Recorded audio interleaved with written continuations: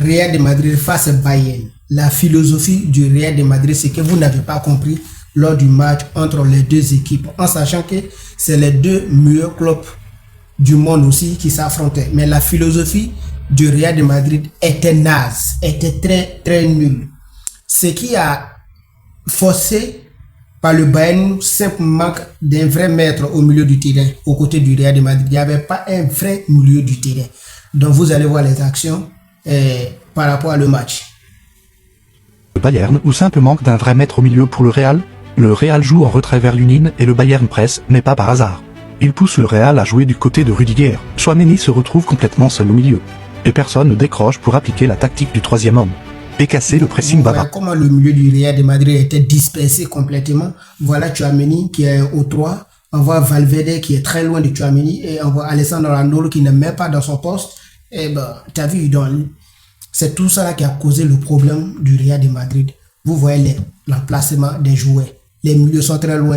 Voilà un latéral qui est venu jusqu'en dans le camp de Bayern. Arnold fait alors un appel suivi d'un contre-appel. Et Rudiger tente de le trouver dans le dos des défenseurs allemands. La passe n'est pas parfaite. Et le pressing du Bayern semble fonctionner puisqu'il récupère le ballon. Encore une fois, le Bayern pousse le Real à sortir par le côté droit, quand Arnold reçoit la balle. Le jeune Pitarch fait un appel, attire son marquage et ouvre une ligne de passe vers Tchouaméni. Mais ce dernier ne décroche pas et ne se montre pas volontaire. Arnold tente malgré tout. Madrid et Thiago Pitarch s'est proposé à Rudiger. Au lieu de donner la passe à deux joueurs du Real de Madrid qui est sur le côté, il a visé Tchouaméni. Pourtant que Tchouaméni, déjà, lui n'avait pas l'intention de venir vers la balle. Et voilà ce qui a probablement donné problème à le Real de Madrid. C'est que vous avez ignoré lors de ces matchs. Trouvé, mais la distance rend la passe imprécise. Le Bayern intercepte alors le ballon et se retrouve en supériorité numérique. Mais il ne joue pas correctement la situation. Dans une autre action, Tchouaméni ne donne pas la passe à Pitarch qui se présente. Vous voyez les deux milieux du terrain. Toi, voilà Tchouaméni qui a la balle, Pitarch qui est en face de lui. Et voilà notre joueur du Real de Madrid. Il paraît que non, c'est Alessandro Arnold.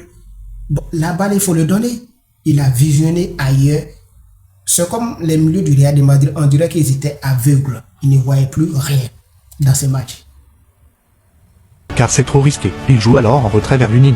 Le Bayern continue de pousser le Real à sortir par le côté droit, avec Gnabry qui presse en diagonale et ferme la ligne de passe vers Oysen. Tandis que Ken ne presse pas Rudiger afin que l'Union lui donne la balle. Le jeune Pitarch se présente pour créer la tactique du troisième homme et sortir par le couloir gauche. Mais le déplacement de Gnabry le fait hésiter. Il préfère alors rendre la balle à l'Union. Mais sa passe est imprécise. L'Union, la passe qui a été donnée à l'Union, il devrait donner au sens opposé. Maintenant, il y avait son coéquipier qui était vers le bas, mais lui aussi, il n'est pas essayé loin, il a redonné à le gardien et voilà qu'il fallait qu'il ces pertes de balles voulaient nous coûter très cher. Gnabry qui tire et le gardien qui sauve.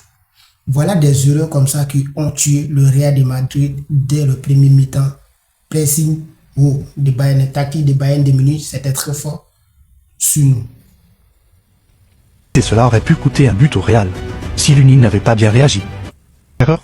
Le Real face au Bayern, deux philosophies différentes, même capacité à créer du danger. Le Real entre avec un bloc bas en 5-3-2, avec pour objectif de faire... Voilà, le Real de Madrid, vous voyez les joueurs du Real de Madrid, il y a au moins 4 joueurs du Real de Madrid à la défense qui sont alignés et on voit les 3 milieux qui sont sur le même côté. Et on voit, vous voyez, la philosophie était différente en fait. Et les joueurs de Bayern de Munich, ils étaient très libres sur toutes les lignes. Maintenant, c'est à nous maintenant de créer les choses. On a compris ça au deuxième mi-temps, il était déjà trop tard. Donc, normalement, c'est l'entraîneur qui devrait réagir dès maintenant, en cette période-là, pour changer de tactique. Mais la philosophie de Bayern de Munich était très fort et plus fort que nous. Et voilà, c'est ça qui a conduit le Real de Madrid à plusieurs erreurs. Mais les couloirs. De son côté, le Bayern s'organise en 2-3-5, en écartant le jeu grâce à ses ailiers. Les joueurs dans l'axe viennent ensuite fixer les milieux madrilènes, afin de créer des situations d'un contre un, notamment pour Olysée. Le Bayern, toujours avec ses 3 milieux, oriente le jeu vers Olysée. Stanisic fait un appel qui ouvre un espace que Vinicius ne voit pas, et Kimmich en profite dans son dos. Stanisic se propose ensuite comme solution et Arda ne peut pas sortir sur lui. Sinon cela aurait créé un espace dans son dos. Kimmich joue 1 ou 2 avec Stanisic. Et le Bayern parvient à entrer dans la surface de réparation. Gnabry décroche pour créer une supériorité numérique au milieu de terrain. Si Vinicius se sort sur... Tous les meilleures occasions venaient du côté de Olysée, qui a énormément posé des problèmes à Carreras. Carreras, il n'a rien foutu. Et pressing de Bayern était très haut. Et leur philosophie a très fonctionné face à le Real de Madrid. Donc c'est ça qui a fait la différence lors de ces matchs. Problème de tactique, problème de vision et l'efficacité sur les duels. Aucun duel est remporté par le Real de Madrid dès les 15 premiers mi-temps. Une efficacité aussi était au rendez-vous. Donc le Real de Madrid, il s'est mis dans les problèmes et dans les parades. Lui, un joueur du Bayern devient libre. Vinicius se sort sur Gnabry, Arda se prépare à couvrir le joueur laissé libre. Mais le Bayern parvient tout de même à créer une situation d'un contre un pour Olysée, qui élimine ensuite son vis-à-vis et met la défense madrilène en danger. Luis Diaz tente d'orienter le jeu vers Olysée pour créer une situation de 2 contre 1. Mais la passe est rapidement interceptée par Arda Güler. Vinicius essaie de récupérer le ballon, mais Upamecano prend le dessus. Gnabry reçoit ensuite son pression, car Olysée avait fixé Carreras derrière lui. Preuve d'une excellente lecture de jeu, Gnabry sert alors Olysée, qui se retrouve en 1 contre 1. Élimine son adversaire et envoie un centre dangereux dans la surface. En sortie de balle, Harry Kane et Gnabry décrochent jusqu'à la défense pour créer une supériorité numérique. Chouameni se retrouve alors seul face à 2 joueurs, et le Bayern parvient à sortir du pressing madrilène. Le Real cherche toujours à jouer rapidement vers l'avant pour profiter du mauvais positionnement des Bavarois. Il tente profiter du mauvais positionnement de Bayern de Munich, et chose c'est que les Bayern, ils se regroupaient vite fait. Une fois qu'ils perdent la balle, automatiquement ils se regroupent. C'est ce qui a fait que le Real de Madrid ne pouvait pas réagir à temps réel. Cela a énormément causé des problèmes à les Madrilènes. Mais comment match retour le Real de Madrid va faire pour réagir? C'est là. Comment le Real va faire pour faire une remontada pour combler ces vides? Sinon c'est une saison blanche qui est en téléchargement. De trouver Vinicius, mais sa seule option est fermée par Olysée. Sa passe est alors interceptée et se transforme en transition pour l'adversaire. Arnold ne parvient pas à prendre le dessus sur Diaz, qui ouvre le score. Encore une fois, il cherche Vinicius, mais ce dernier joue une passe vers Carreras dans de mauvaises conditions. Le Bayern part alors en transition en 4 contre 4. L'appel de Gnabry attire Chouameni et Rudiger, puis Tarch vient compenser. Mais cela laisse Kane derrière complètement seul, et c'est lui qui inscrit le 2e but. Le Real a fait le choix de miser sur les erreurs du Bayern afin de profiter du mauvais. Parce que le Real de Madrid n'avait pas quasiment de solutions pour dominer ces matchs-là. Il n'avait pas vraiment de solutions comment faire pour remonter sur Bayern de Munich lors de ces matchs.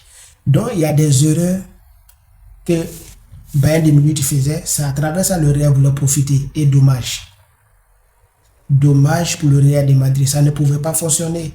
Car Bayern c'est une grande équipe et ils sont dans une saison incroyable. Ils sont premiers de Bundesliga en Allemagne et aussi Ligue des Champions. Ils ont fait extraordinaire du parcours.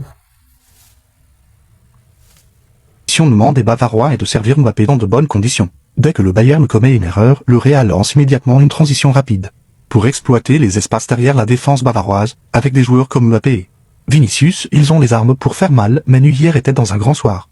Comme ici, il joue rapidement le 6 mètres. Profitant du mauvais positionnement des Allemands, Tarch part vers la place de Vinicius et attire un joueur avec lui, ce qui ouvre un espace. Kimmich tente de couvrir, mais il laisse Valverde derrière lui. Celui qui devait suivre Valverde était Luis Diaz, mais il ne le fait pas. Valverde exploite parfaitement cet espace et sert Mbappé avec une belle passe. Mais Neuer répond encore présent.